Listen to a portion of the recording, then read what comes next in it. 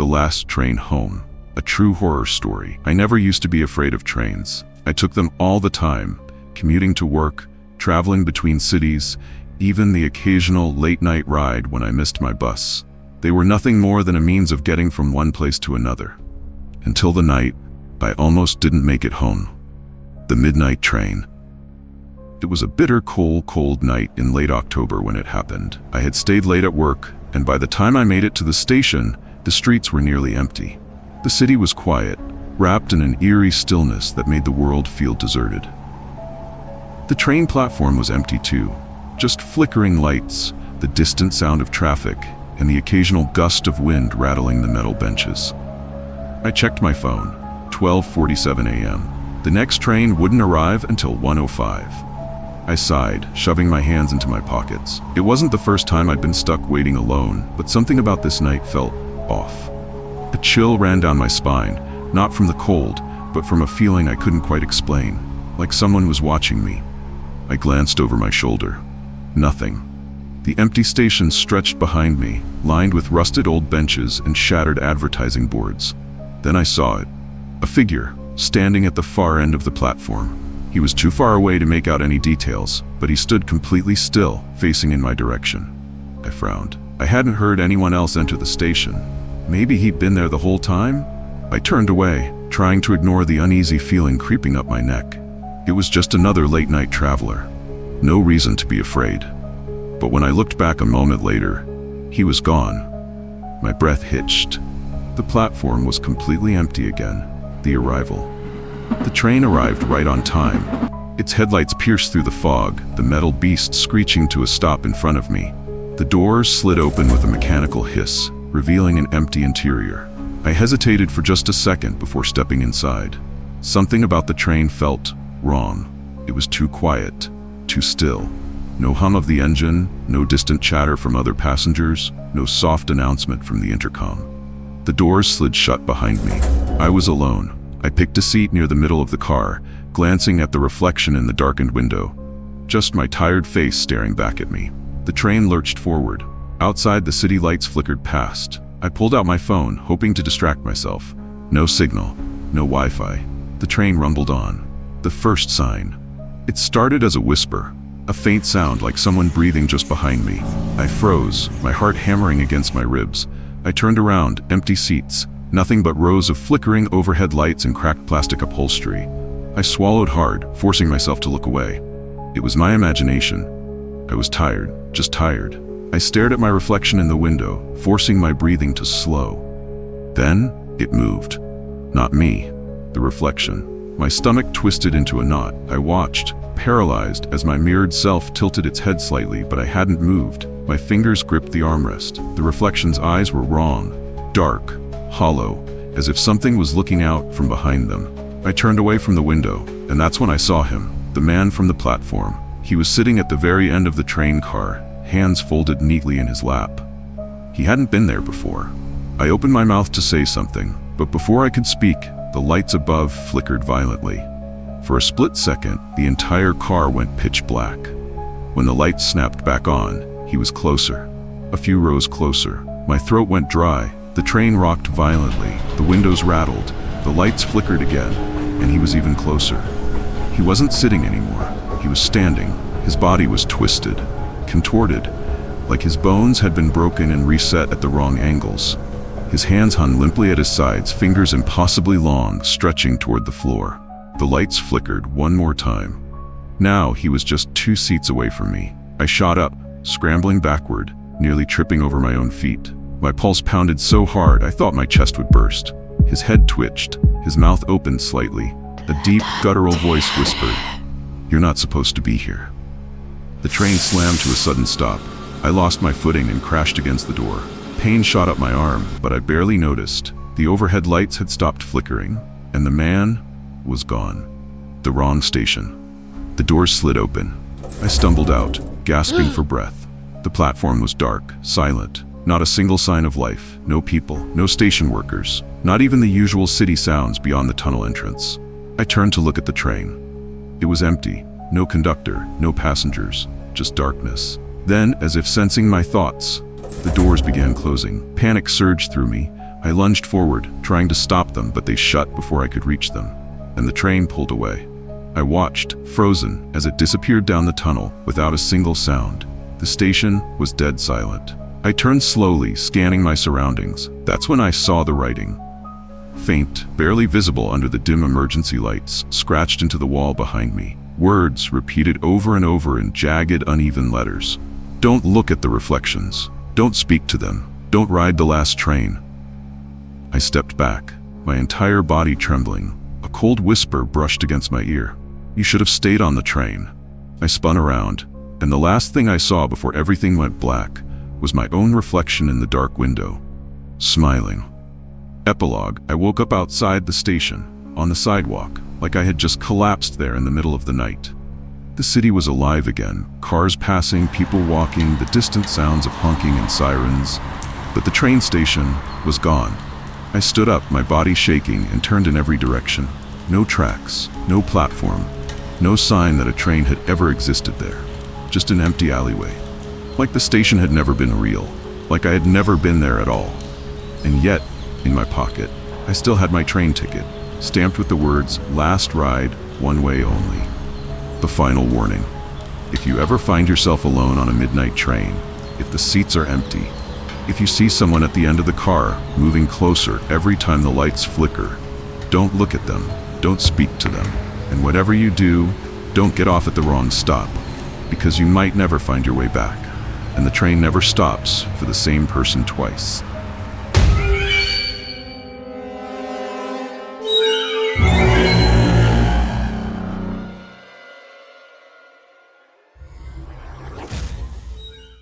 The shadow at the end of the tracks.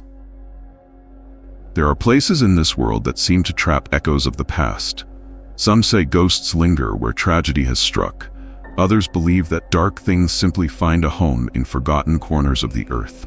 Whatever the reason, there's something about the old train depot in Harlow County that has left a stain on the land. It started with the drifters.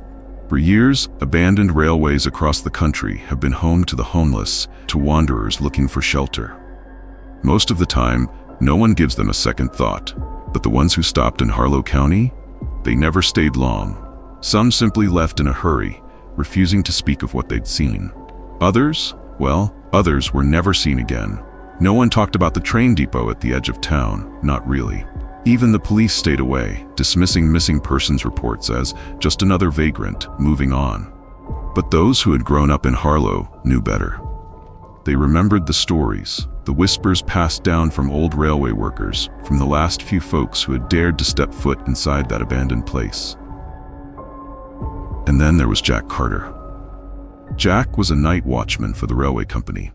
He'd been working security jobs for over 20 years, patrolling forgotten tracks and keeping an eye on storage units full of rusted train cars. It was a boring job, but it paid the bills. That's all that mattered. Until the night he saw the thing at the end of the tracks.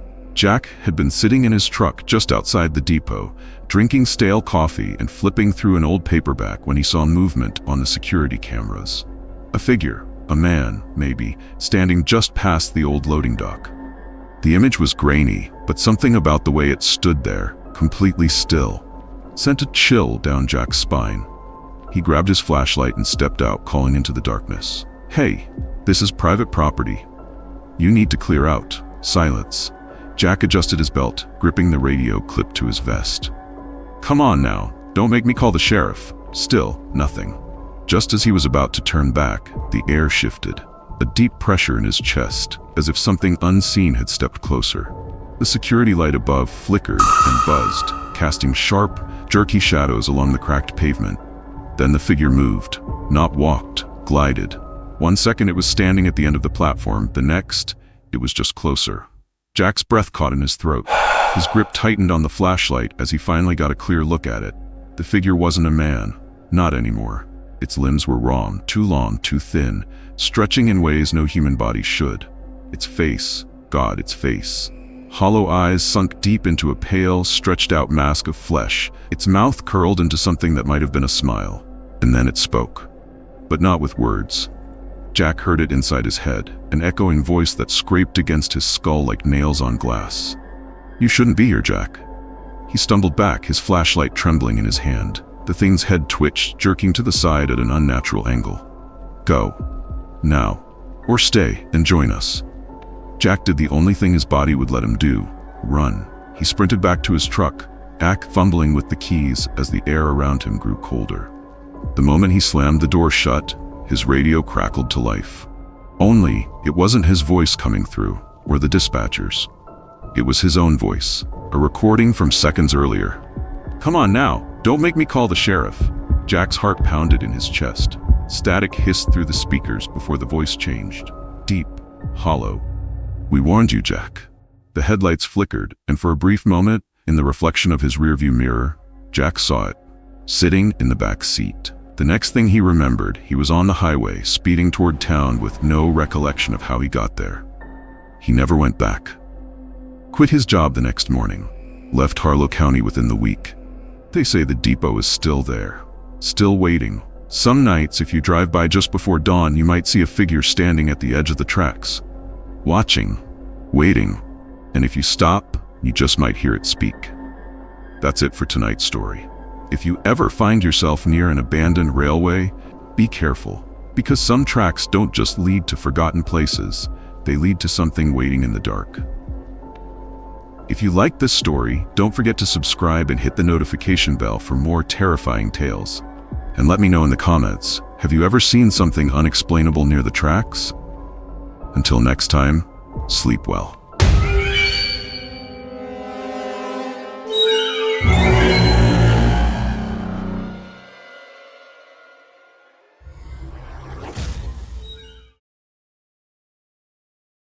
The Terrifying Hotel, the creepiest encounter ever. Some hotels offer luxury, some offer comfort, and some offer something you can't escape. Tonight, I'll tell you about the Granite Hollow Inn, a small roadside hotel in Idaho, where guests check in, but sometimes they don't check out. The inn that shouldn't exist. No one remembers when the Granite Hollow Inn was built. Locals say it's always been there, standing quietly on the edge of Highway 95, halfway between Boise and Lewiston. There's no website, no advertisements, just a faded vacancy sign that flickers after dark. But those who stay there, they tell stories, stories that don't make sense. And one of those stories belongs to Emily Hart, a solo traveler who barely escaped with her life. Emily's late-night stop. It was October 2022. Emily was driving back to Portland after visiting her sister in Montana. It was late, she was tired, and when she saw the Granite Hollow Inn glowing softly in the distance, she figured, one night won't hurt. But when she pulled into the parking lot, every single spot was empty, and yet, the lights in the lobby were on. The man at the desk.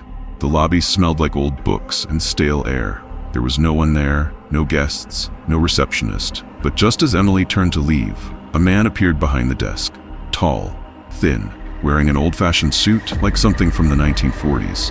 He didn't speak, just smiled and slid a key across the counter. Room 203. Cash only, he said. Emily hesitated. Something about his smile felt wrong, but she was exhausted. She paid, took the key, and headed upstairs. Room 203, the room that watches the room, was normal, old but clean. A neatly made bed, a small TV, and a mirror hanging across from the bed. That's when Emily noticed the first weird thing. The window faced the back of the hotel, but when she looked into the mirror, the reflection showed the parking lot instead. Her car, the flickering sign, and something else. A person, standing next to her car. But when she turned to look out the window, the parking lot was empty. The knock that shouldn't have happened. Emily tried to brush it off. Just tired, she muttered. She locked the door, set her bag down, and climbed into bed. It was 2:17 a.m. when the knocking started. 3 soft knocks from inside the closet. Emily froze. The closet door was half open, casting a thin shadow across the carpet. Knock, knock, knock. Housekeeping, a voice whispered, but it sounded off. Too flat, too cold. Emily grabbed her phone, heart pounding. Who's there? She called. Silence. Then, the closet door creaked open. The shadow in the closet. Emily didn't wait. She bolted for the door, but the lock wouldn't turn. Her phone buzzed, a text message. From an unknown number, it said, "Stop running, look in the mirror." Against every instinct, Emily turned toward the mirror and saw the closet, empty. But standing in the reflection just behind her was the man from the front desk. His face was wrong now, stretched, distorted, grinning too wide, and he was holding the room key. Her key. Room 203. The escape that never happened. Emily did the only thing she could. She grabbed her bag, slammed her shoulder into the door, and it flew open. The hallway was empty. No guests, no lights, just silence. She sprinted down the stairs into the parking lot and stopped. Her car was gone. But worse, the hotel itself was different. The lights were off. The sign was dark. It looked like it had been abandoned for years. Breathing heavily, Emily ran down the highway until she reached a gas station 2 miles away. When the clerk called the sheriff, they both went back to the hotel, but there was nothing there. No inn, no sign, just an empty lot like it had never existed. The last message, Emily never found her car or her luggage. But weeks later, she got another text from the same unknown number. It said, "Forgot something in room 203?" Attached was a photo of her car, parked in front of the Granite Hollow Inn. But this time, the windows were boarded up, and standing in the doorway was the man with the key, smiling, waiting.